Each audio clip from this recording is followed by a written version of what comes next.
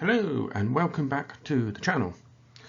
As is quite often on this channel, I tend to talk about the current situation on the Northern Ireland Protocol, and some of you may be aware that Liz Truss recently made a statement, or a publicity thing anyway, TikTok, whatever the hell it was, in which she was talking about the UK government proposing the use of green lane and red lane to resolve the Northern Ireland Protocol problem. For those of you who've really been following closely, you will know that this idea was actually proposed by the EU negotiators back in, I think, around October last year. So naturally, you can come to the conclusion that actually the UK government has now capitulated to the EU proposal and will be adopting it. Only what is happening is the UK government is pretending it is their idea. But of course, that doesn't override the fact that they are basically accepting the EU proposal. It means they're trying to pretend that that's not what they're doing. And the point I wanted to make on that, apart from of course poking fun at Liz Truss, and making the observation that this was entirely inevitable. It was going to happen. The UK government didn't have a strong position, and both the EU and the US were making that abundantly clear. But the point I wanted to make is that this sort of proposing an idea, the other side initially rejects it and then later on proposes it back to you as if it was their idea, is actually quite common in negotiations. And the reason for that is that there's a bit of a mind shift that goes on when conducting negotiations. So now many people think that mistakenly negotiations happen instantly. They don't. They happen over a period of time. So what that means is when you're negotiating something, especially something as big and complicated as the Northern Ireland Protocol, you end up repeating your ideas quite a lot. You're restating your position.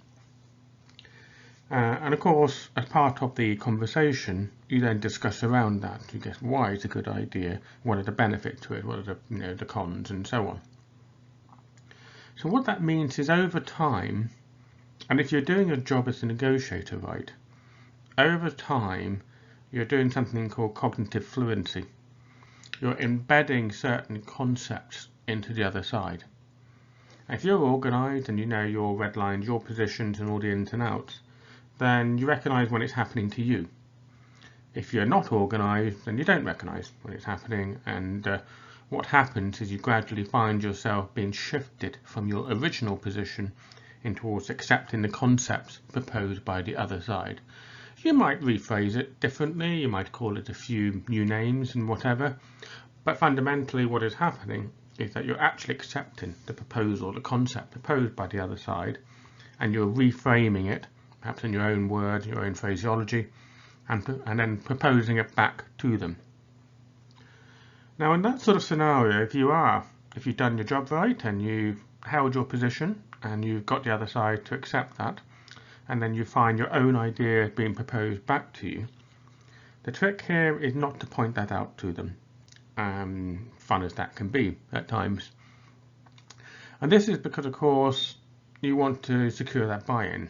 And what that means in the negotiation sense is that finally you've got them to agree to that idea. So what is important is to secure that agreement, not to undo it by pointing out that they're proposing your idea back at you.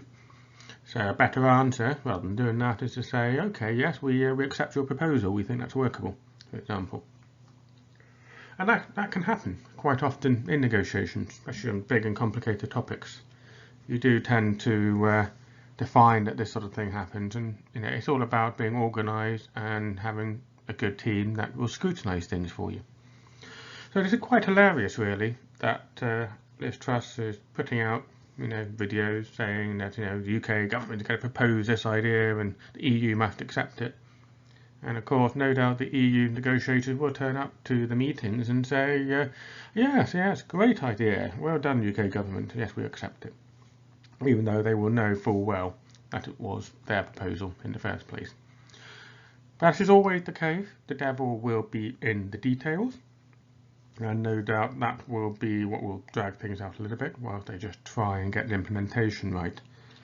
And this is part of the problem that undermines the UK government's position, that even if they do agree to something, the implementation then turns out to be so flawed that they basically renege on their agreement by not implementing it properly and by not being honest with the other side about the problems that they are having.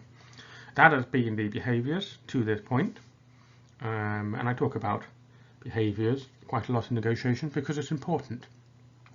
Negotiations proceed upon the basis of trust, and it is abundantly clear that the current UK government cannot be trusted. So in this particular scenario, not only will the EU be accepting the green lane, red lane sort of proposal coming back from the UK government, but they will be checking all the details, nailing everything down nice and tightly to make sure that there is no sufficient wiggle room for the UK government to then renege on that agreement by failing to implement it properly.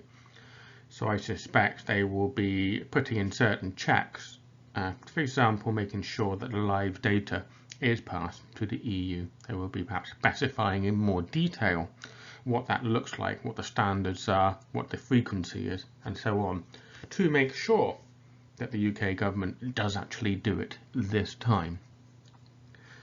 But despite all of that, this seems to be a positive development. It seems to be the UK government finally realising that it just isn't going to go anywhere, and that prolonging this issue is going to start to do more harm. Whether they can secure the unionist agreement will be the next challenge for them. Hopefully they will dress it up in a way that makes it acceptable to all sides, even if they have to pretend that they won negotiation with the EU when actually the reverse is completely true. So we shall watch this space and we shall see what happens next. But hopefully that means that the Northern Ireland Protocol issue is now coming towards the end game, and that an end is in sight, resolution's finally on its way, and then of course can go back to all the other millions of crises and problems that the UK government currently faces, and of course a whole bunch of other absolutely laughable trade deals, but I will talk about those in another video. I hope you found this little negotiation insight helpful. Please do like and put comments below.